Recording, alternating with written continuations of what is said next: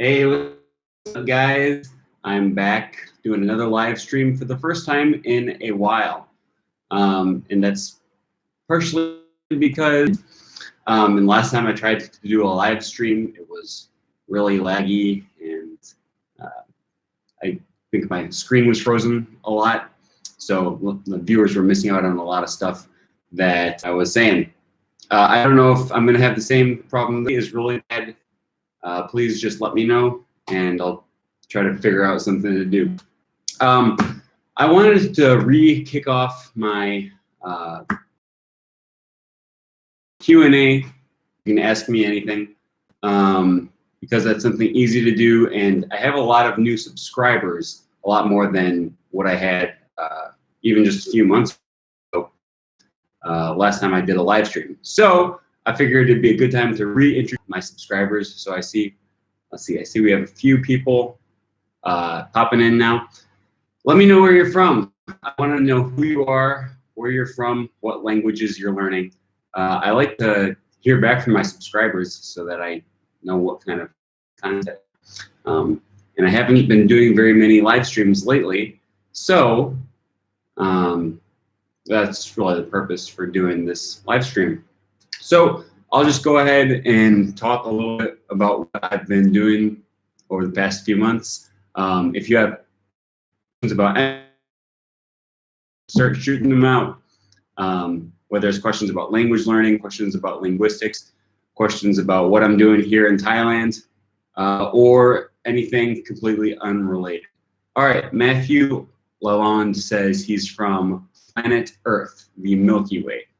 That is a good place to be from, because as far as I can tell, we don't have any evidence of life anywhere else. Although it'd be cool if we found some somewhere else. All right, Benjamin Lee Lewis says bonsoir à toi. Except for me, here it is 10 o'clock in the morning because I live in Thailand. Cumbers says hello from Texas. Benjamin Lee says from California. All right, thank you everyone for joining. I'm interested in hearing where you're from, what languages you're learning, and just a little bit about yourself. So thanks for sharing, for those of you who've been commenting. And like I said, for those who are just joining now, this is a Q&A. I don't have any plan. I don't have anything to talk about today. Just give me your questions or give me your comments, and then I'll comment on them. Bobby Andrew says, Salut, je m'appelle Bobby, j'habite in New York. I'm teaching myself French. Cool. Yeah, that's really good. I just started trying to start putting some more work into maintaining my French. So if you want to do comments in French here on this video, I'm all for that. Lamai Tulum says, hello from Indonesia. What part of Indonesia are you from, Lamai? I was just there a few months ago in October in Bali. It was really nice. Benjamin Lee says, ah bon, moi aussi, Bobby. So most of you guys, if you've been watching my channel for a while, you know that I recently moved to Thailand. I mean, what, I don't know, 7-8 months ago now. I'm working pretty hard on learning Thai. That's my language focus right now. I've been learning Thai basically almost completely to the exclusion of all other languages. Annie JG says, have you ever been to Mexico? Sí, been there, I think 3 times. I love Mexico. It's really nice. So I'm here learning Thai. I made the conscious decision before I moved to Thailand that I would focus on Thai and that I would not spend time practicing or learning other languages, because I really just want to learn Thai. And I don't want to distract from that endeavor. My plan originally was to focus only on learning Thai for the first like 5 or 6 months, and then go and start learning other languages, or at least maintaining my past languages. Not starting new languages, but you know, doing a little bit of reading in French, Spanish, and Esperanto, in addition to actively learning Thai. But my progress in Thai was slower than I expected, so I extended out the period of time where I was exclusively focusing on Thai. And I think that really did, it was really inconvenient for my French studying and Esperanto and probably Spanish as well. Because just this past week, my girlfriend decided that she wanted to start learning French. And I was like, awesome, I can help you with that. And it'll be a good excuse for me to start practicing French again. And I wouldn't say I lost my ability to speak French. I didn't. I can still speak French. But it's definitely coming slower. Like I'll have to stop and think about words that I'm like, I should know this. And I'll stop and think for a minute, and then like usually the word will come back to me again. But it's more of a struggle. It's definitely a lot more of a struggle than it was a year ago when I was taking French classes at college. I minored in French along with a minor in Spanish, and I was definitely able to converse more fluently back then. Hopefully it's going to start coming back because I am speaking French with my girlfriend now. I'm reading books on Link to try to get some more exposure and just comprehensible input. Sorry, I'm rambling. Lemai says, would you mind sharing your teaching experience of ESP, please? I assume you mean ESL, English as a second language. Yeah, I'll talk about that. I just want to read these other comments really quick. Next one says, hey, I'm from Cyprus and I'm fluent in English and Greek, native speaker. I'm learning Russian and Spanish at the moment. That's awesome. Greek is one of the other languages that I really want to learn. Bobby says, qu'est-ce que la modélisation du langage? I don't know what that is. Modélisation du langage. Language modeling? I don't know. Have you heard of Northeast India? There's a lot of languages to learn there. Well, I've heard of India, and pretty much, as far as I'm aware, any geographic location will have a Northeast region. So in that sense, yeah, I guess I've heard of Northeast India before. I don't know if I've ever heard of anything specifically from Northeast India, but yeah, no, I do know there's a lot of languages in India. Miguel Lopez says, greetings from Venezuela. Bienvenidos. Yeah, so anyways, as I was saying, I spent longer than I intended focusing exclusively on Thai. And I do think that hurt my other languages. How about the Burmese language? Never made any attempt to learn the Burmese language. I don't know really anything about it, except that it looks really funny when you read it because it looks like a bunch of butts. At least that's what I think every time I see it. I really have no interest or plans of learning the Burmese language. Maybe if I go on a trip to Burma sometime within the next 2 years. I live pretty close to Burma. Or Myanmar. I don't know what you're supposed to call it now. I call it both, depending on the day. Anyways, yeah, I live pretty close there. If I ever go there, maybe I'll spend like a week or two learning some greetings and stuff. Other than that, I doubt I'll ever learn Burmese. I'm trying really hard to learn Thai. And it's definitely one of the more difficult languages that I've learned so far. I don't know if that's entirely because of the language itself. I think the alphabet and the rating system does make it a lot more difficult because reading is one of the things that I really like to do to get a lot of exposure and input in the language. And it makes it a lot more difficult when the alphabet is so challenging. If you don't know anything about Thai, the writing system is, to me, it's just crazy for a lot of different reasons that I won't go into now. The other reason that I'm really struggling to learn Thai, and I shouldn't say I'm really struggling, I'm just struggling more than some of the other languages that I've learned. I'm absolutely making progress. I speak better Thai now than I did a month ago. I'm not despairing or giving up hope. I'm just kind of realistic about the challenges that I'm facing. And one of them is that even though I live in Thailand, I'm totally immersed in an English-speaking community.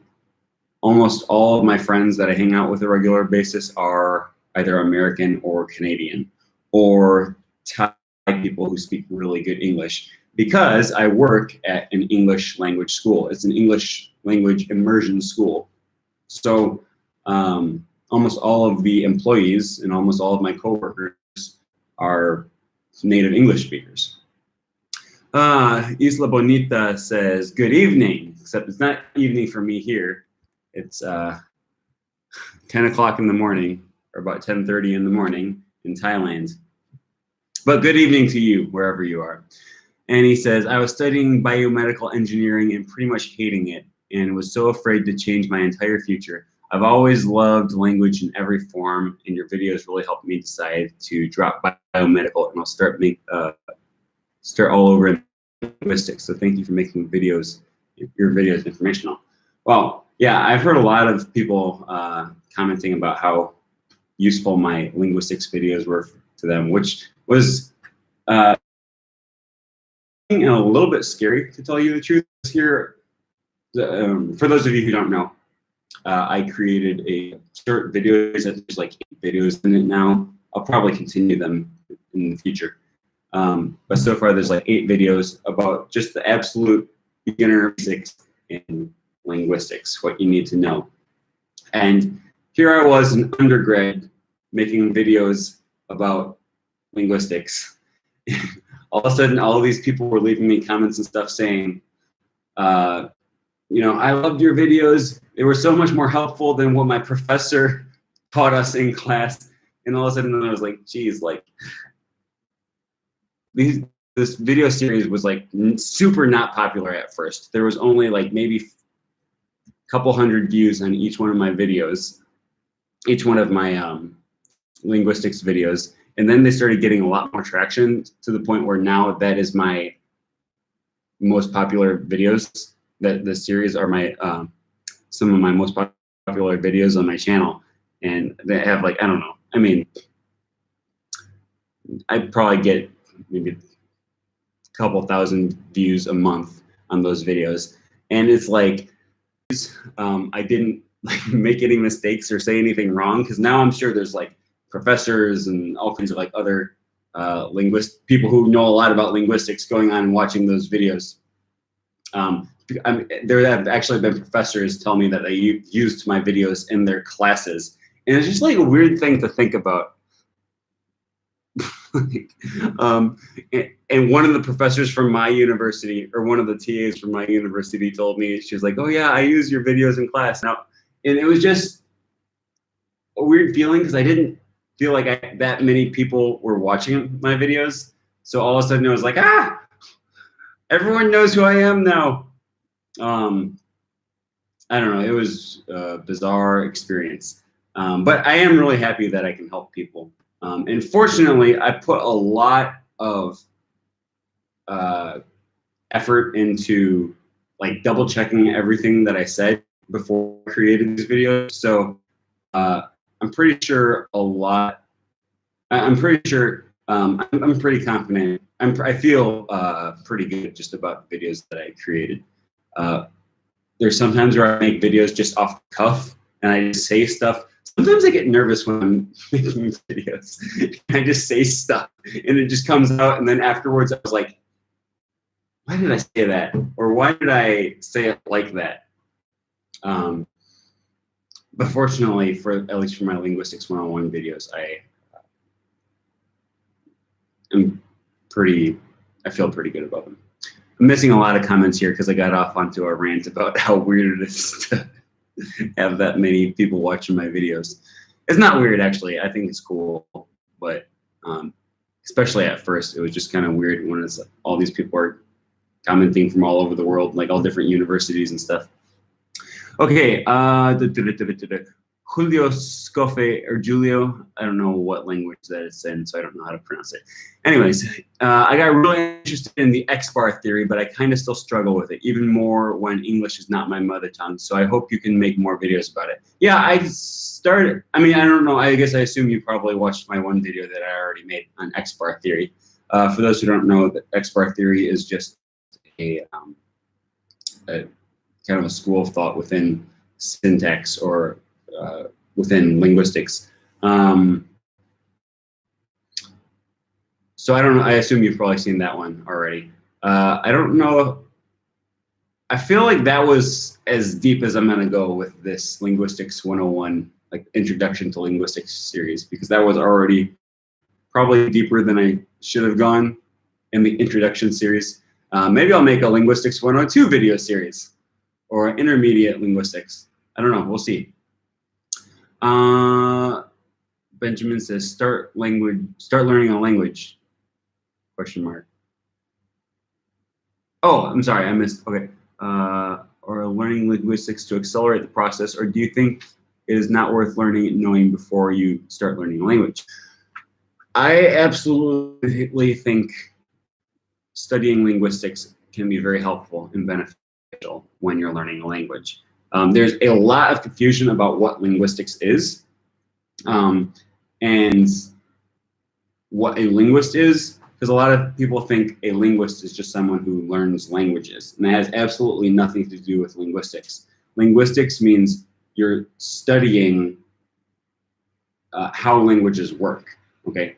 You might know only one language. You might have a native language and no other language experience. You can still like go in the lab and do experiments on people's perception of language, and like, or you can do research on linguistics without speaking any other language. Okay, so being a linguist has nothing to do with speaking lots of language. Although many linguists, because they're so interested in languages, do choose to learn multiple languages, okay? And I do think that learning about linguistics has benefits for helping to learn languages more effectively, although it's by no means necessary. And the vast majority of people who learn languages learn nothing about linguistics. Hello from Bosnia. Hello, Semantic Aldin. Thanks for joining. All right, your videos changed the way I receive information. Wow, that's a big deal. Thank you for saying that. Sometimes I just get blown away with the videos that, or with some of the comments that people make. I'm like, I don't know. I'm just, especially when I was making these Linguistics 101 videos, I was like, I'm just an undergrad trying to like talk about the things that I'm interested in. I don't know. It was just a weird experience. Did you walk back down Doi Sutet in Chiang Mai? No, I took a Song Tao back down. For those who watched my video a couple weeks ago, I walked up this big mountain in Chiang Mai, got a lot of language practice along the way, but I took a Song Tao down because that was like 3 hours of walking up or something like that, and it was way too much walking. And it was already dark by the time I started to go down, so I wouldn't have wanted to do that. Maria de Los Angeles Mena. Happens to me that when I'm confident, I speak in a fluent English, but under pressure, my vocabulary seems like a child. Well, no, but almost. What can I do? There's not a whole lot you can do about the way your brain works when you get nervous. Happens to me a lot, and I've made a lot of dumb mistakes and a lot of really funny / embarrassing / inappropriate mistakes. And I honestly think that one of the most important things you can do when you're learning a language is to get okay with making mistakes, and to learn to be comfortable with making a fool out of yourself, and learn to be comfortable with embarrassing situations. And these are things that you can actually practice, believe it or not. Sounds kind of counterintuitive to want to practice being uncomfortable, but you can practice being embarrassed, you can practice being uncomfortable and being okay with that. And it makes the experience of making mistakes a lot less painful when they happen in the future. I made a video about, I don't know, it was like 9 or like 10 of the most embarrassing things I've ever said in a foreign language. I I don't remember what it was called. I think it was like the 9 most embarrassing things I've accidentally said or something like that. And every time, I mean, like really embarrassing things, like rather than saying, do you want to borrow my comb? I said, do you want to borrow my penis? So these are things that happen when you're learning a language. And it's really empowering once you come to the point where you say, I don't care if I'm going to make a mistake.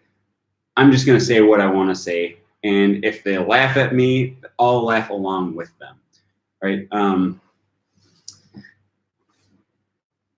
Yeah, most of us who have lived in a foreign country or are, live around native speakers in a foreign language, the fear that comes with wanting to go talk to someone in their language. And you're like preparing in your minds beforehand how you can say it. And you're like, I'm not sure if that's right.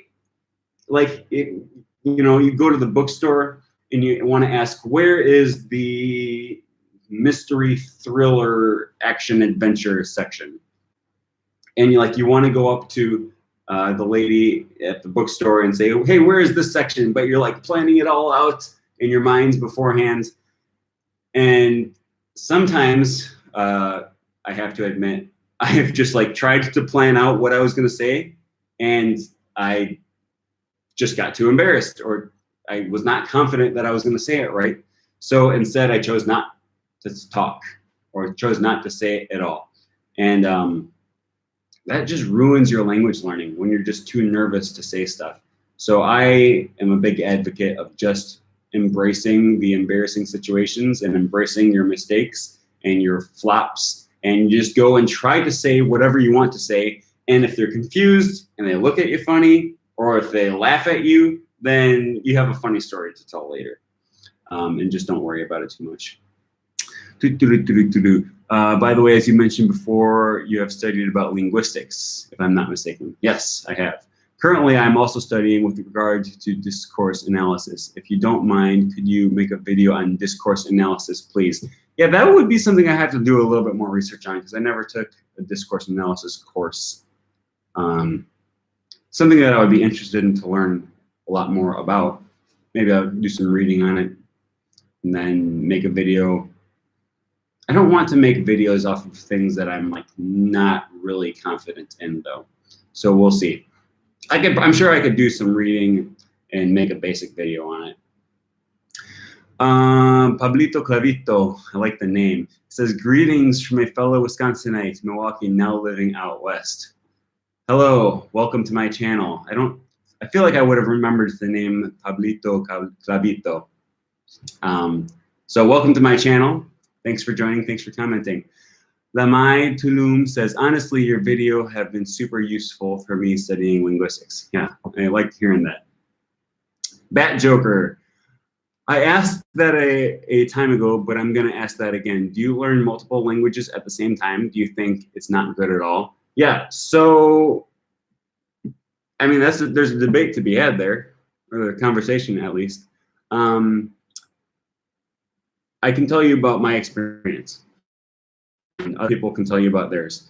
I definitely would have had a much harder time learning Thai if I had been spending a lot more time practicing other languages. Oh, hello, Rafa. Thanks for joining. In fact, immediately before I came to Thailand, like a couple weeks ago, a couple weeks before I came to Thailand, I went to an Esperanto convention, or like a Esperanto summer school, kind of. It was more like a summer camp, really, but it was entirely in Esperanto all day, and I was just immersed in Esperanto. And then I came to Thailand, and I was still trying to stay in contact with my friends in Esperanto and stuff, and it made it really hard to speak Thai, because every time I would go into a store or a restaurant or do any interaction with any Thai person, I would instinctively start speaking Esperanto to them instead of Thai. This is a very common thing that happens. It happens every time I go to a new country, like for the first few weeks that I'm there, especially if I had been focusing on other languages beforehand. Can't tell you how many times I once, when I was in Mexico last January, every restaurant I went to, I said bonjour because I was taking more French classes than Spanish classes at the time. So it for sure will make it more difficult to learn your whatever language you want to focus on if you're studying other languages. The downside to learning one language exclusively, which is what I chose to do with Thai, is that you do start to lose some of the fluency in your other languages. I'm trying to pick it back up French right now, and it's coming kind of slowly. I can speak it, I can converse, I can type stuff, but it just takes me longer to remember words. And I also make more grammar mistakes that I'll go back later and like read through some of my comments and be like, this mistake is below me. Like I know what gender a chair is. I know what gender an apple is, and I'm misgendering words. I'm making simple mistakes. So now I am actually trying to maintain French while actively continuing to learn Thai. And over the summer, I'm going to be trying to work on Esperanto. My Spanish is, I'm not worried about losing Spanish anytime soon, although I do want to look for opportunities to practice every once in a while. Rafa says, hi, Aaron. What books about linguistics would you recommend to people who love languages but haven't studied linguistics and thus aren't aware of all the lingo?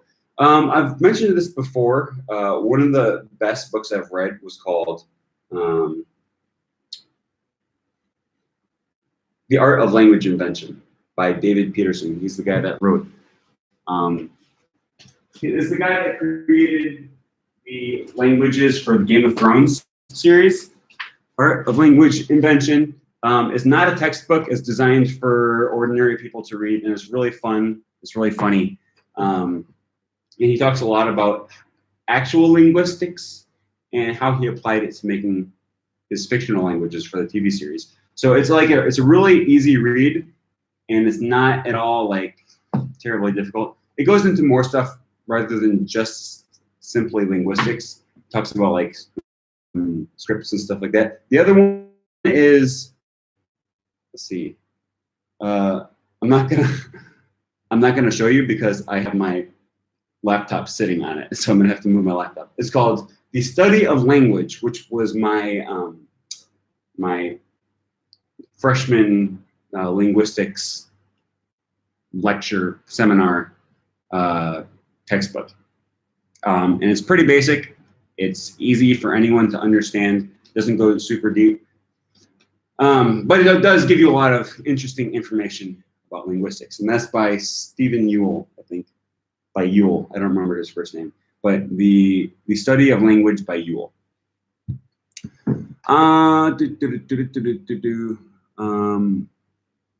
Manuel Barragan says, hello, Aaron. I appreciate your videos. Do you have any experience / tips for learning Japanese? Nope, none. I can give you tips about language learning in general, but I have never studied Japanese. Hi, good morning from Indonesia. Hi, this is the second person from Indonesia. What part of Indonesia are you from, Zakia? I'm sorry, I don't know how to pronounce that. Zakia.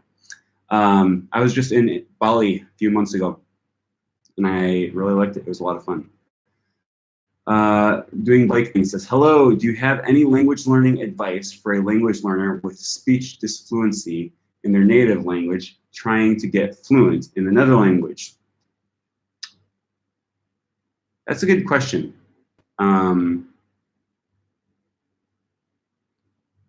I can tell you that I have experience with one person learning, one person who has disfluency. I assume you just mean like problems speaking in the native language, learning a foreign language, and this person kind of overcame and now speaks normal in their foreign language, in English, their native language, but has a lot of like, I don't know, I would say maybe self-confidence issues learning the second language, or maybe not self-confidence issues, but just like probably a nervousness about sounding strange and like speaking weird because they had so much trouble learning their first language. But I can honestly say this person sounds just fine for a beginner learning a different language, learning a second language. Like, it's totally normal to sound really weird when you speak a second language. And I mean, everyone does it. Like, it would be bizarre to sound like a native speaker as soon as you start speaking your second language. Not only would it be bizarre, I would argue it's just not possible. Because if you're an adult, you're never going to sound really good speaking your foreign language. I take that back. You can sound really good. You can sound really, really good if you spend a lot of time putting in effort to learn your target language. But you just will never reach native level fluency, or native level pronunciation. Right? You can become totally fluent. You can speak really well. You can have no problems communicating. You're just not going to sound like a native speaker, though. And one of the things I talk about a lot on here is you just have to get comfortable with that. You have to learn to accept it. Shoot for really good. You know, shoot for perfect communication. Don't shoot for a perfect native-like accent. It's just not a realistic goal. In English, having spent many years to study about it, but really hard to speak fluently. Yeah, that kind of goes along with what I just said. Don't shoot for perfection. I mean, shoot for better and better and better and better, always. Don't worry about getting perfect. If you want to get better speaking, and if you want to reach fluency, which is a realistic and a good goal, you got to practice with people. You got to speak with human beings. Okay, Duolingo and Memrise and Anki and all these apps and stuff are fine if you use them right, but it's not a replacement for talking to people. Reading is really helpful for acquiring new words and for gleaning, noticing little grammatical things that you might not have noticed before. So reading is great. I recommend reading, but it's not a replacement for speaking with people, which you just have to do in order to get comfortable speaking your language. Pablito says, I recently discovered your channel. I am fluent in Spanish and English. I've also always had a love of languages, and you have considering returning to school to study linguistics. Great content. Yeah. Oh, as you have. Yeah. Yeah. Linguistics is fascinating. I love languages, and so I'm just glad I can help people by sharing as much information as I can. Hopefully to instill more of that passion in other people.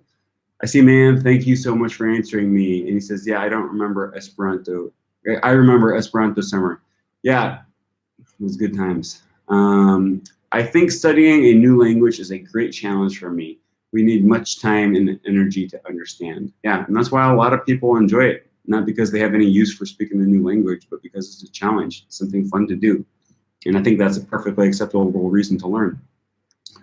You should have private classes on italki just to help you maintain languages if you have no one to talk to in the language. Yeah, that's true. I do take private classes in Thai because I'm actively trying to learn Thai. I do feel like it would be, yeah, that's actually not a bad idea. I might start doing that. Like, just find someone to have a conversation with, like an hour-long conversation in French once a month or something like that. I probably wouldn't do it every week. Yeah, I'm gonna do that. Yeah, that was a good suggestion. See, that's why I like having these live streams with people. You give me good advice. I really appreciate all the comments and everything. It makes it a lot more, I don't know, fulfilling to be putting out videos and stuff. When I put out videos and I don't get, even if it gets a lot of views, but I don't see people commenting, sometimes it's like, I don't know what they're thinking. Like, maybe they're watching my videos and just leaving. But when I get a lot of comments and a lot of discussion about the content matter, it really makes it more worth it for me. Mike says, I speak Dutch, English, French, and German. Cool. I like hearing what languages my my subscribers are speaking because just helps me kind of get an idea for what who's watching my videos and what they might want to see. By the way, I asked this at the beginning of the video. We have a lot more people on now. If you haven't yet, let me know who you are, where you're from, and what languages you're learning, because it's all useful information for me when I'm planning out what I'm going to do on my channel. And I just like to get to know some of my subscribers better. Any culture shocks? Yeah. A lot of culture shock in Thailand. Probably not as bad for me because I've just been in so many like vastly varying types of countries. The biggest culture shock is they have in Thailand, they have what's called the bum gun. And it's when you sit on the toilet and you're done pooping, there's this little hose next to the toilet. And instead of toilet paper, you just spray your butthole with the hose. And then you use a little bit of toilet paper to dry it off. And it's life-changing. Because honestly, if you think about it, if someone poops on your floor, are you gonna just take a piece of toilet paper and wipe it off with a dry piece of toilet paper? No, you're gonna get like water and soap and like all kinds of stuff and clean and like disinfect your floor. You're not just gonna wipe it off with a dry piece of toilet paper. But when you have poop literally on your body, on your skin, I don't know, all we use is toilet paper. It's weird. Pat Notland says, I saw somewhere a foreign accent that is a sign of bravery. Makes sense. I mean, like I say, you'll never make it all the way to sounding like a native in your target language. You can sound really good, you can sound excellent, you can communicate perfectly, and still just not have a native language accent. Memo Omri says, hey, it's me, Molly. I told you once that you would be an... Hi, Molly. I told you once that you would be an amazing teacher, and there you are teaching on YouTube. Mr. Old Days in Linguistics classes. Good luck, my friend. Thanks. That's one of my old friends from Linguistics back at UW Milwaukee. Sayu Zhu says, hey, Mike. To me, Dutch pronunciation is quite difficult. Could you give any tips? And that question to someone else, so I'm going to answer it because I have no experience with Dutch. I wasn't sure if someone was like remembering my name wrong and talking to me, but they were, I think, responding to someone else. Okay, Benjamin says, my current French teacher on italki lives in Thailand, in Indonesia. Hopefully you can meet him or at least have lessons with him. Great person. Yeah, I take italki lessons with some Thai people. Oregon Polyglot says, hi, Aaron. Hi, Andy. Thanks for dropping by. What time is it there in Oregon or in America in general? I have not found a really good, satisfying time to do live streams here in Thailand. And that's also partially the reason that I haven't been doing a whole lot of live streams lately. Because all the times that are convenient for me to make videos are going to be like when people in America are at work or people in Europe are going to be sleeping. So yeah, I'm interested in, okay, so it's 7:45 p.m. in, where's that, in California? I don't remember where Benjamin is from. 7:45 on the West Coast. Okay, yeah, that's not too bad actually. It's Saturday night. It's 10:30 in the morning, 10:45 here in the morning in Thailand, which I guess means people in this part of Asia might be watching, or might be a good time for them on Sunday morning. I guess 7:45 on a Saturday night. You might just want to go home and chill, hang out on a live stream. Okay. Okay, I love learning about linguistics too. It's fun to learn about pragmatics. It's such learn the other side of language itself. Unfortunately, I sometimes fail to get meaning. It's similar to analysis literature. Yeah, pragmatics is a really interesting branch of linguistics. For those who don't know, pragmatics is like how you use context to understand, to get more meaning out of what people are saying. It's really interesting to me because I feel like I'm a very literal person. I take things very literally. And it's interesting for me, I mean, not completely literally. No one takes language completely at just face value. Like, you know, if I'm at a table and someone says, "Can you pass the salt?" I don't just say yes and keep going on with my dinner. Like, that was a dumb question. Of course I can pass the salt. You know, I will use the context in that situation to understand, okay, they're not just asking me if I'm physically able of passing salt. They're requesting that I do it. Oops. But in general, I feel like I take people's words more at face value than what is typical. And it's very interesting to me to think about how people use non-linguistic or non-spoken signals to understand more, or read into people's utterances more than I normally do. Okay, is there some language you've started out from scratch after your 20s and is today good at it, not counting languages which you've had the opportunity to live in this country?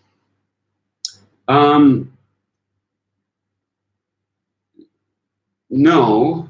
Well, yeah, okay, yes. Okay, you say not counting languages that you've had the opportunity to live in its country. So I've lived in El Salvador, France, and Thailand.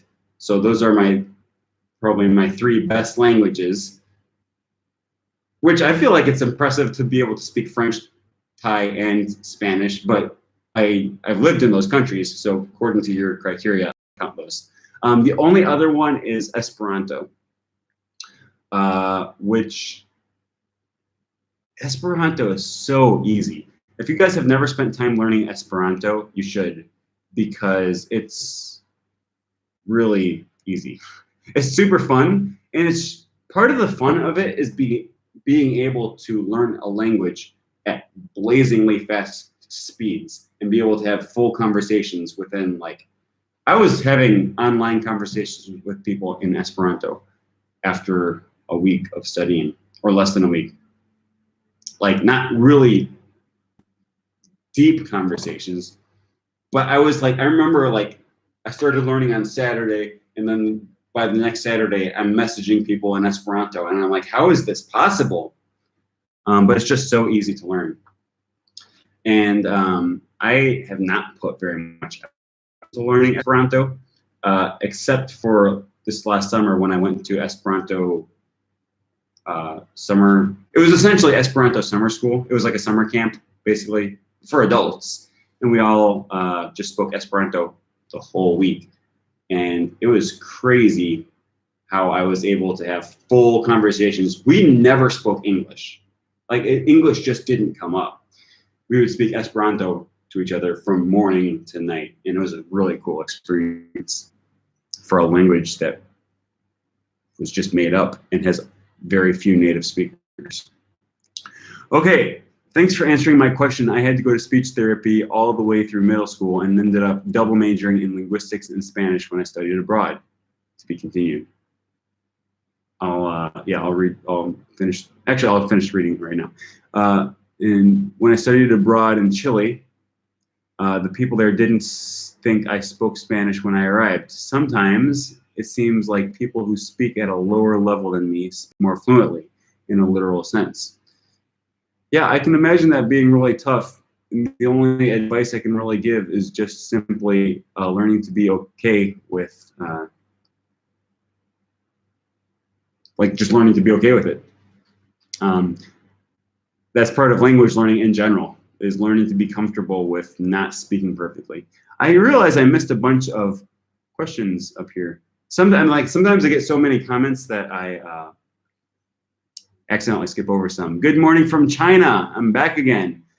Thank you, Sayu Zhu.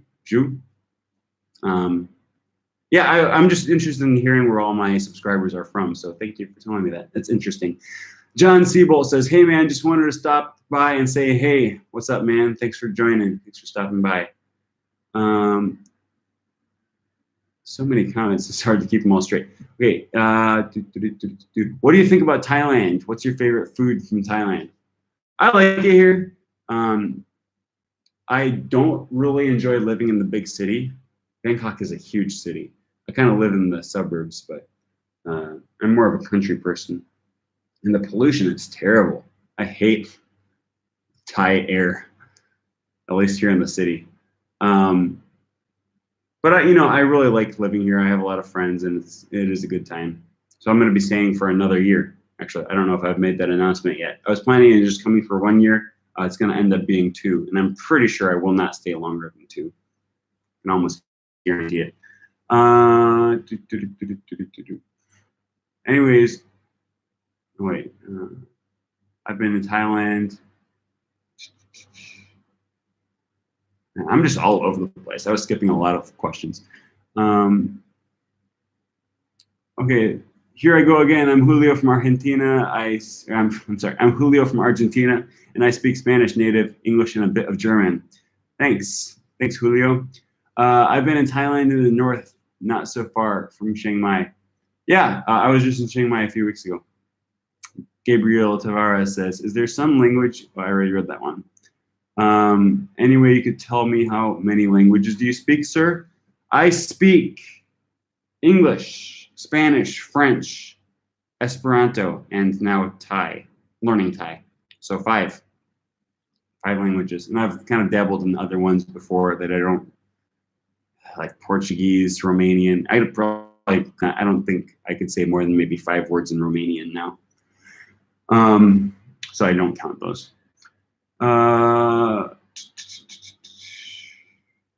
you ever tried Turkish? No, I have not. What do you think about the Arabic language? I feel like, so I hear a lot of people talking about what languages they think sound the most beautiful. And I can honestly say I really have almost no preferences as to the sound of a language, like aesthetically speaking. I only learn languages that I think are going to be useful to me, or at least that I think are going to be fun, but not because like, oh, this language sounds so beautiful. I know a lot of people think French sounds beautiful. To me, it's no more aesthetically pleasing than any other language. So I don't know if that's what you're asking, but I don't think Arabic is a particularly beautiful language or anything like that, because I don't think of languages in that way. I feel like it's maybe a useful language. There's a lot of people who speak Arabic, one of the most widely spoken languages in the world. Although I do understand that Arabic has a wide variety of dialects that are not always mutually intelligible. So I don't know too much about it. But I wouldn't rule out learning Arabic someday if I had a reason to do so. Okay, John Siebold says, man, I fell off the Esperanto wagon, haven't spoken it in a while. It'll be 2 years in July. Man, you got to get back on. Esperanto is super fun. You should come to NASC. It's not too far from where you live. And you just learn so much Esperanto. If you can swing, it's only, I think it's like 5 days this year. So it's not like, I know it's probably hard with the family, but it's not super out of the question to go to something for 5 days. Zakia Tun says, how many kinds of English accents are in America? I mean, there's as many accents as there are people, idiolects at least. There's no way to answer that question, especially since there's not really a clearly defined difference between what is a dialect and what is a language. we kind of understand what we mean when we say a language and what we mean when we say a dialect, except for when you get into like some of the interesting transition areas between those two. Like, are Swedish and Norwegian different languages? Are Cantonese and Mandarin different languages? Are Lao and Thai different languages? Are Scots and English different languages? If you've never looked up the Scots language, which a lot of people just consider it to be Scottish English, do a YouTube search sometime for Scots English, and tell me if you think he's speaking English or not. It sounds kind of like English. You can hear some English words in there. But as a native speaker of English, I can listen to him and be like, I understood a little bit of what he was saying. Like, I might have an idea of the basic gist of what he was saying, but I only understood maybe a quarter or 10% of the words that came out of his mouth. And beyond that, I just kind of had to guess based on context and based off of the few words that I heard. When you listen to, I've never met someone that speaks Scots, but I've listened to videos of Scots speakers. Okay, Netherlands is different from Belgium, which is mostly Flemish spoken. How many kinds of English accents? What's the process for going through? Oh, okay, this is a good question. What was the process going through the process of your TESOL certification? I have 2 TESOL certificates, actually. One I got online, and it was, I'm not going to say it was useless, but I feel like I wouldn't be able to get into a lot of like good jobs. It was more of almost like a technicality, like, so I took an online course. They like uploaded a bunch of videos and they said, watch these videos. And then after each video, they give you a little quiz. It was mostly on grammar, a little bit on pedagogy. And it was supposed to be like a 120-hour course. I absolutely did not spend 120 hours working on this course. I would kind of skim through the videos and watch little portions of it, and then I would give my best guesses on the quizzes, on the tests. And I already knew a lot about language, so it was easy for me to kind of just get through the tests. And I got a certificate online, cost me a couple $100. And I was like, this is when I was living in El Salvador. And my thought was, I like traveling, I like living in other countries, and it might be useful for me to have this certificate sometime in case I want to get a job teaching English somewhere. So I got a certificate that may or may not have been really useful in helping me get a job. I mean, it probably looks good to have 2 TESOL certificates rather than 1, if, you know, I don't know if that would really be helpful or not. The other one that I got was from my university, and it was like an add-on to my linguistics degree because I was in the linguistics department, and I got a certificate in teaching English, which was also part of the linguistics department at my university. That one I had to actually take like a lot of classes in person, and I had to go actually participate and do like practicum, or like I had to go actually teach classes, get experience teaching. And so that one was a lot more valid, and it came from an actual university. So that was a lot more useful, I think, if you're considering getting a job in TESOL. Okay, Andy says, another year. The last I heard, you were leaving Thailand soon. So that is news. Yeah. If I hadn't decided to stay for another year, I would be leaving soon. I would have like, I don't know, maybe 4 months left here in Thailand. Okay, Mike says, I'm currently interested in learning Swedish, but it's easier with the knowledge I have in Germanic languages. So one language makes the other easier to learn. Yeah, that's the nature It's like, I hear people say, I don't remember if I was the one who came up with this or if I heard someone else say it, honestly, but I often say, Romance languages are buy one, get five half off, right? Because I didn't have to put a whole lot of effort into learning French before I was able to speak relatively, at least conversationally, because I already spoke Spanish fluently. It was so much less work for me to learn French than it was to learn Spanish. And also learning Esperanto helped before that. EOED says, Saluton, just joined. You might have already mentioned, but are you going to NASC again? Yes, I have every intention of going to NASC this summer. So I'm super excited about that because NASC was an awesome experience. For those of you who don't know, I've mentioned this several times throughout the course of this video already, but NASC is an Esperanto, I call it a mix between Esperanto summer school and Esperanto summer camp. Like you're going to classes and learning Esperanto, but you also live there on the campus and you just speak Esperanto all day. And you do like fun activities in Esperanto. It was just super fun.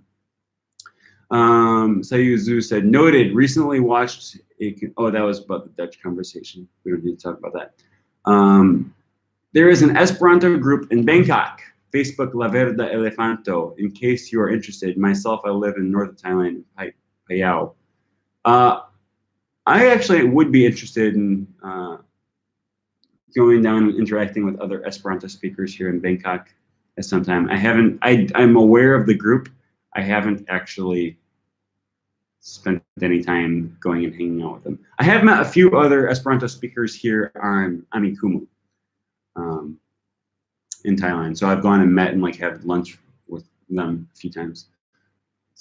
Amikumu was really fun for meeting other Esperanto speakers.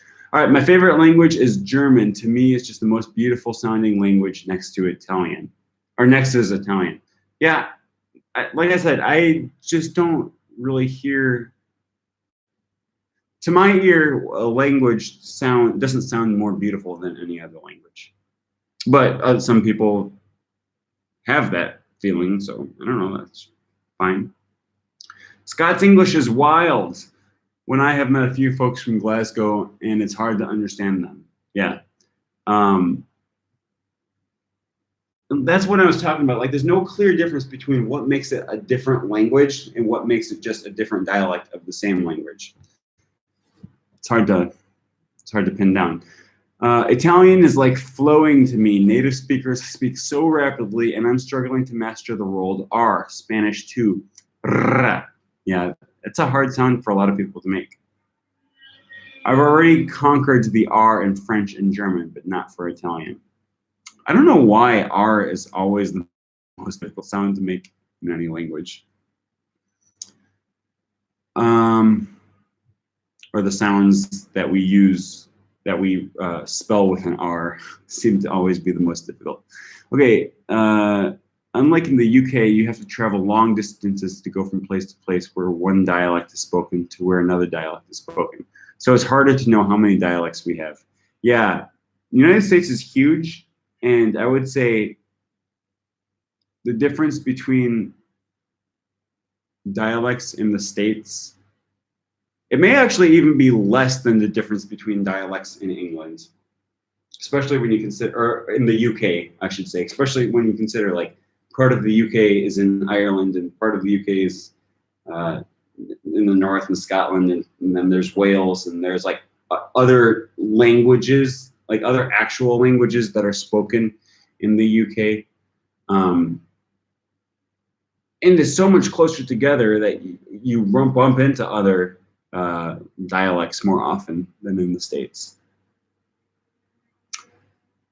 Okay, I have LULT's exam on 22. What should I do to improve my speaking abilities? Honestly, I've said this before. The best thing you can do is just speak with other people. Depending on what level you're at. Obviously, when you're at the very beginning, it's going to be harder to hold a conversation. But even then, I agree with Benny. You want to start speaking as early as possible, in my opinion. like, you just have to embrace messing up and saying things wrong, but it will make you more confident, and it will make you more comfortable interacting with other human beings. Because even if you learn all the grammar and you learn all the vocabulary, there's still something missing that you don't get by just knowing lots of words and knowing lots of grammar. Language is a social thing, and you have to learn that social skill as part of learning the language. Unless you are learning Latin or Sanskrit or something that you only intend to read, which is fine if that's what you want to do. Most of us who are learning languages want to interact with other human beings. And there's skills that come along with that you just won't learn without practicing the language with another human. Okay, I actually still confused about the difference among accent, dialect, and idiolect. Most people said that there are 3 kinds of English: UK, American, and Australia. Could you give us details about that? I don't know who's saying that there's 3 kinds of English. That's a huge generalization, and I mean, really, that's just wrong. It's not. I don't know who's saying that or why, like what reason they had for making those 3 categories of English.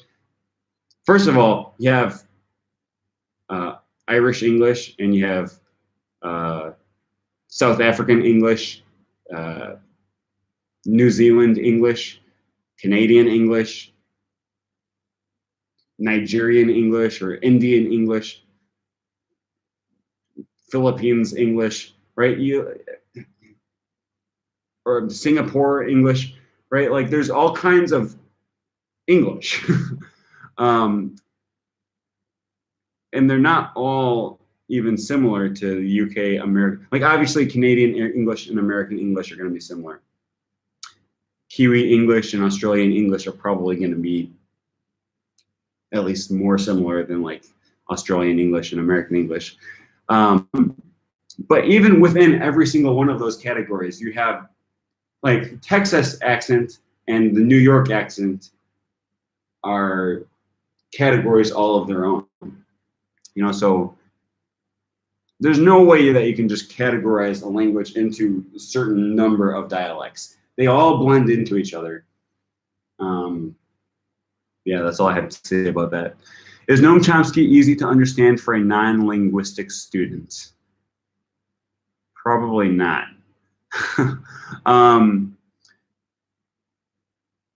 You can hear like more, you can give a basic explanation of anything, right? So, and Noam Chomsky has a lot of theories, like, right, like there's X-bar theory, and then there's universal grammar, and then he has a lot of like political, socio-political stances. So I don't know exactly what you're talking about. Noam Chomsky is a really smart guy. And people will probably be debating his ideas for many decades or centuries.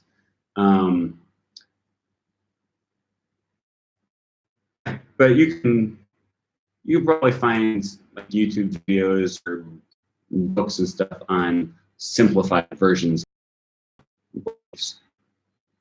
Okay. Each person has their own idiolect of their native language, as well as each language they speak. You might notice this with your teachers, parents, and friends. Right. Even though my grandparents and I speak the same dialect, more or less, we both speak like, you know, Northern America, Wisconsin English. I don't speak the same as my grandparents. They're a lot older than me. They use different words than I use. They have different manner of speaking. Sometimes they use different grammatical constructions than what I use. Because even though we speak the same language, same dialect, we have more or less the same accent, we don't speak entirely, we're not identical. our languages are not identical.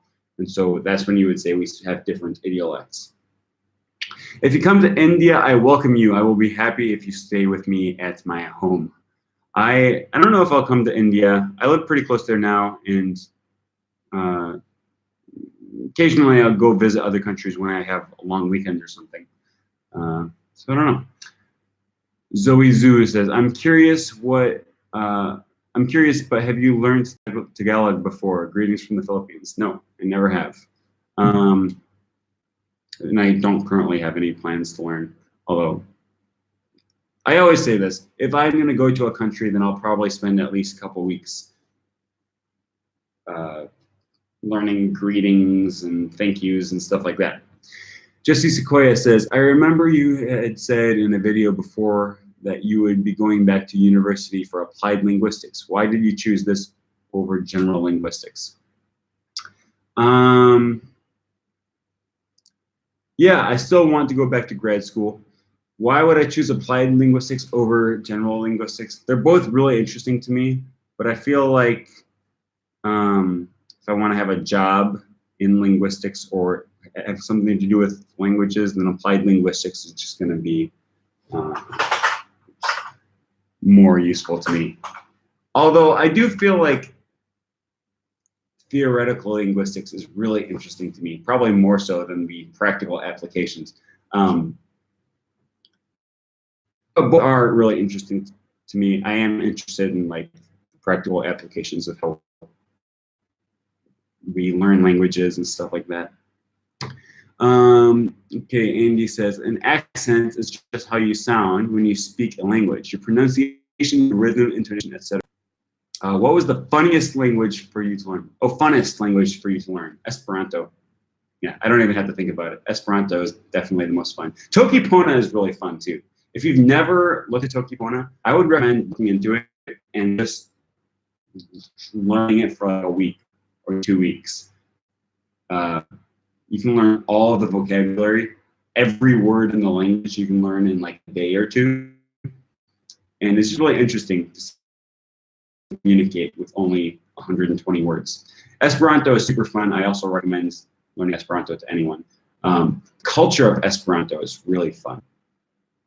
Like it just has like, it's like when you meet someone else who speaks Esperanto, it's just like you know each other.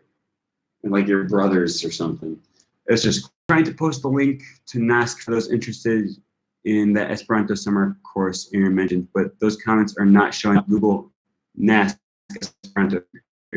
I wonder if I can like somehow change my settings. I might have it changed so that you can't share links on here or something. Or I don't think I would have set that, but Google might or YouTube might have. So let me see. It's Esperanto. It might let me share a link.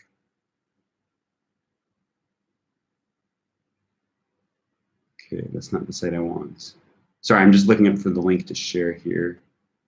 Esperanto USA. Ask Esperanto. Detaloj. Okay, here we go. Yeah, I'm going to share the link. Copy.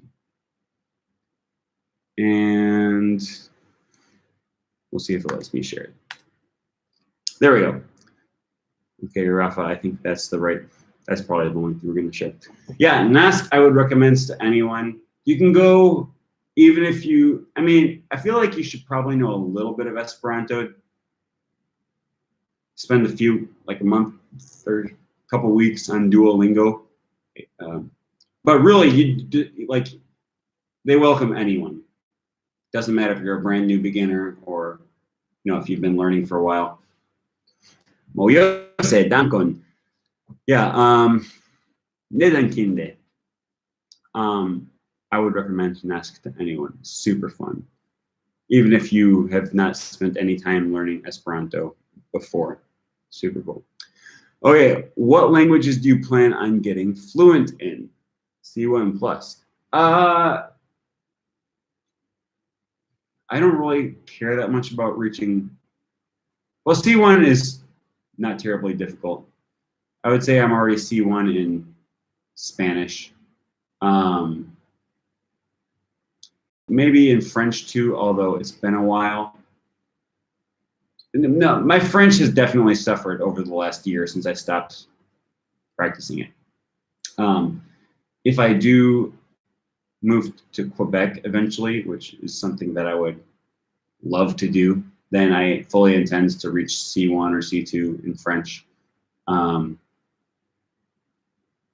my French is pretty good. I mean, I would definitely say upper intermediate. I can have whole conversations in French without really struggling. It's just, it's been a while. So I'm trying to get back into speaking French again. Esperanto, I love Esperanto. I don't know if it's really worth that much time for me to put into becoming like a C1 or C2 in Esperanto, although I think I'll never stop learning Esperanto. So maybe sometime long down in the distant future, I will eventually reach C1 or C2 in Esperanto. But it's just so much fun, even as like a B1 or B2 or whatever I am. It's super fun. Okay. Brady YT says, "Who are you? Answer me." I don't know how to answer that question, so just watch my videos and you'll know who I am. Thank you so much for answering my questions. You're welcome. Thank you lots, Aragon, to answer my question. You're welcome. All right, and then Ryan DJ 0604 says something very rude. All right, wow, it's already been over an hour, and I didn't realize that. So I'm gonna get going. Thank you all for watching my video, hanging out with me. I really miss doing this. I haven't done a live stream in so long, but this one went better, I feel like, because my internet stopped cutting out. So thank you all for watching. Hopefully I'll have another video up for you guys sometime soon. I haven't been posting as many videos since I came back from winter break, but I have been working, and I don't want to share quite yet what I've been working on. But within the next month or so, I'll have some more stuff for you guys.